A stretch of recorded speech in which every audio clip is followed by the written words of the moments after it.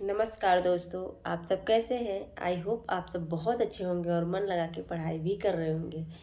दोस्तों, मेरा स्वास्थ्य थोड़ा सा ख़राब है, जैसे कि मैंने कम्युनिटी डाला था, तो जिसकी वजह से मैं वीडियो नहीं डाल पा रही हूँ। लेकिन आप सब मेहनत से कंटिन्यू पढ़ते रहेंगे और जैसे ही मैं ठीक होती हूँ, मुझे बोलने में थोड़ा दिक्कत हो रही है, जैसे मैं ठीक होती हूँ वैसे हम फिर से चीज़ों को फिर से बेहतरीन तरीके से याद करने की कोशिश करेंगे। जैसा आप सभी जानते हैं कि हम क्या करते हैं, थोड़ा सा अलग हट के पढ़ते हैं। दोस्तों, अगर आपको सक्सेस जल्दी होना है, अगर आपको सफलता जल्दी प्राप्त करना है, तो हमें क्या करना पड़ता है, थोड़ा सा हट के अलग पढ़ना पड़ता है। अगर आप सोचे कि सबकी तरह जैसे सब लोग पढ़ रहे हैं वैसे पढ़ते जाए तो फिर सफलता मिलने में बहुत समय लग जाता है। हमें थोड़ा सा हट के पढ़ना पड़ता है, चीज़ों को ट्रिकी बनाना पड़ता है, जिसकी हम क्या करते हैं, कोशिश करते हैं। और क्लास में आप सब देखते ही होंगे कि हम लोग क्या करते हैं, बहुत ही अच्छे से याद करते हैं। तो दोस्तों, एक बार मुझे एक कमेंट भी आया था कि मैम, व्याकरण के टीजीटी पीजीटी का सिलेबस कैसे कंप्लीट करें। तो दोस्तों, टीजीटी पीजीटी जो होता है ना, उसमें जितना महत्वपूर्ण स्थान साहित्य का होता है, उतना ही स्थान किसका होता है, व्याकरण का भी होता है। तो आप लोग जितना साहित्य पढ़ेंगे उतना ही आपको डिटेल में व्याकरण भी पढ़ने की ज़रूरत है। अगर आप ये सोचे कि हम व्याकरण छोड़ के सिर्फ साहित्य लेके चले और हमारा सिलेक्शन हो जाए, तो ये बहुत ही मुश्किल है, असंभव मान के चलो। क्योंकि जितने क्वेश्चन आप देखेंगे साहित्य से पूछा गया है, उतने ही क्वेश्चन लगभग जो है व्याकरण और जो संस्कृत व्याकरण, हिंदी व्याकरण और संस्कृत व्याकरण दोनों जो है पढ़ना बहुत ज़रूरी है, वहाँ से क्वेश्चन पूछे गए। तो आप लोग अपना टाइम टेबल उसी हिसाब से बनाइए, साहित्य को भी पढ़िए और जितना टाइम आप साहित्य को देते हैं उतना ही टाइम आप क्या करेंगे, व्याकरण को भी देंगे। क्योंकि व्याकरण से बहुत अच्छे क्वेश्चन पूछे जाते हैं। आप लोग 2021 का पेपर उठा के देखिए, टीजीटी और पीजीटी का तो कम है, लेकिन जो टीजीटी का है वो बहुत ही हाई लेवल का पेपर है। तो जब तक आप अंदर से नहीं पढ़ेंगे दोस्तों ना, तब तक आप परीक्षा को पास नहीं कर सकते। मैंने जब एग्ज़ाम दिया टीजीटी 2021 का, तो मुझे लगा था कि सिलेक्शन नहीं होगा, क्योंकि इतना टफ पहली बार पूछा गया था। लेकिन जो भी अंदर से पढ़ा रहेगा, जो भी चीज़ों को डिटेल समझा रहेगा, उसके क्वेश्चन क्या होते हैं, सही हो जाते हैं। लेकिन जो सोचे कि बस ऐसे ऊपर ऊपर पढ़ के निकल जाए, तो उसका क्वेश्चन सही होना मुश्किल होता है।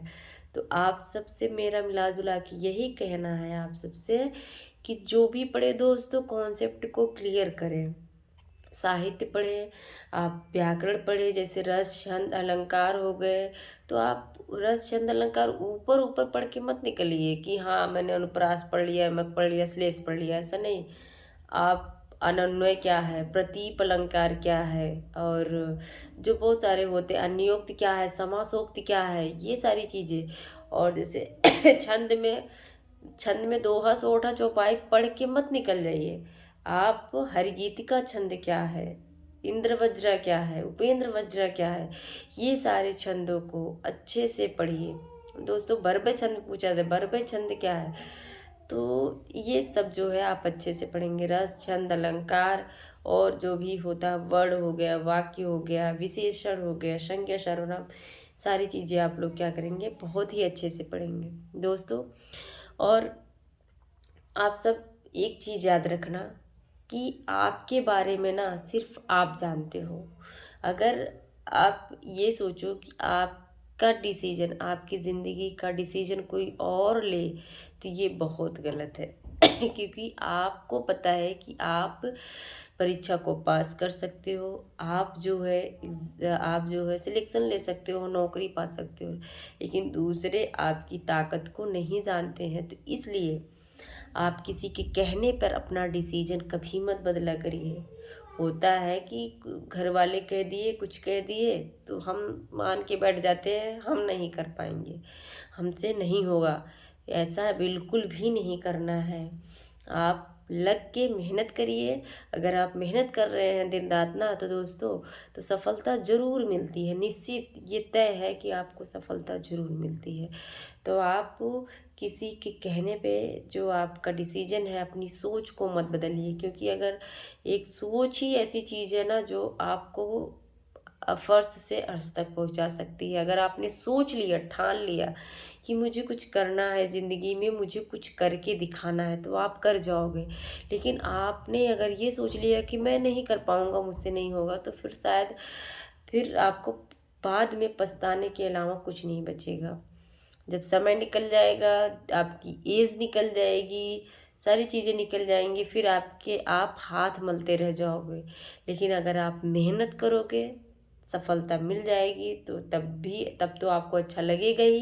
लेकिन अगर आपने मेहनत किया है, सफलता नहीं मिली, तब भी आप नहीं पछताओगे। आपको लगेगा कि हमने तो सब 100% दिया था, मेहनत करी थी।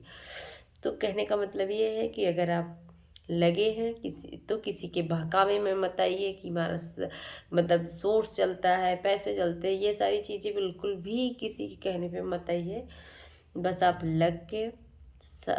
लगे रहिए, मेहनत करिए, चीज़ों को पढ़िए, अंदर से चीज़ों को जानने की कोशिश करिए, किताबें पढ़िए। अगर आपको जो टॉपिक नहीं समझ में आ रहा है, वो आप यूट्यूब पे डाल के देखिए। ट्रिक से कितनी सारी चीज़ें आप याद भी कर लेते हैं। देखो, रचनाएं जो हैं, बहुत सारी रचनाएं हमें नहीं याद होती हैं, लेकिन हम क्या करते हैं, ट्रिक से उसको तुरंत याद कर लेते हैं।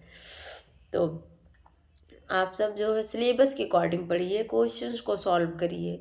जो आपका सिलेबस है उसके अकॉर्डिंग पढ़िए। इसके बाद क्या करेंगे, आप क्वेश्चन सॉल्व करेंगे। PYQ सबसे ज़्यादा इम्पॉर्टेंट है। आप प्रीवियस ईयर क्वेश्चन को ज़रूर सॉल्व करेंगे, क्योंकि प्रीवियस ईयर क्वेश्चन ही ऐसे हैं जो हमें बताते हैं जो हमें बताते हैं कि हम किस जो हमें बताते हैं कि हमें किस रास्ते से होकर जाना है। क्या पता कि हम जो पढ़ रहे हैं वो उस तरह से क्वेश्चन पूछा ही नहीं जाता। तो इसलिए आपको क्या करना है, प्रीवियस ईयर क्वेश्चन ज़रूर सॉल्व करना है। इससे हमें क्या है, पता चलेगा कि हमें क्या पढ़ना है और क्या छोड़ना है। तो दोस्तों, जब हम सफल हो जाते हैं ना, तो बहुत अच्छा लगता है। मेहनत करते हैं, हमें अपनी मेहनत का फल मिलता है। जब हम सफल हो जाते हैं, सारे लोग बहुत ही ज़्यादा रिस्पेक्ट देते हैं, हर जगह हमें सम्मान मिलता है। और जो हमारी ज़िंदगी है ना, वो एकदम से बदल जाती है। जो छोटी छोटी चीज़ों के लिए तरसना, बहुत सारी चीज़ों के लिए हमें दिक्कत होती है, वो सारी चीज़ें क्या है, ख़त्म हो जाती है। और सारे लोग जो सोचने का सबका तरीका होता है वो बदल जाता है। सबसे बड़ी बात है, जो आपके पीठ पीछे आपको गाली देते हैं, आपके बारे में निगेटिव चीज़ें कहते हैं, नकारात्मक चीज़ें बोलते हैं, वो क्या हो जाते हैं, सकारात्मक हो जाते हैं। वो आपको देख के आपसे बात करने की कोशिश करते हैं। तो दोस्तों, आप सब लग के मेहनत करिए। देखिए, जो आपकी बुराई करता है, जो आपको गाली देता है, वही लोग बाद में आपकी तारीफ करेंगे। तो आप लोग लगे रहिए, मेहनत करिए। और हाँ, जैसे ही मैं ठीक होती हूँ, आपको ज़रूर जो है नए तरीके से चीज़ों को याद करवाऊँगी। और अगर आपको जो भी टॉपिक नहीं समझ में आता, आप उसको कमेंट बॉक्स में कमेंट करिए। मैं उस पर ज़रूर क्या करूँगी, ट्रिक से चीज़ों को याद करवाऊँगी। तो दोस्तों, ऐसे ही हम आपके साथ बने रहेंगे। और हाँ, आप सब मेरा पूरा वीडियो देखिए, इसके लिए बहुत बहुत धन्यवाद। मिलते हैं अगली वीडियो में। थैंक यू, धन्यवाद।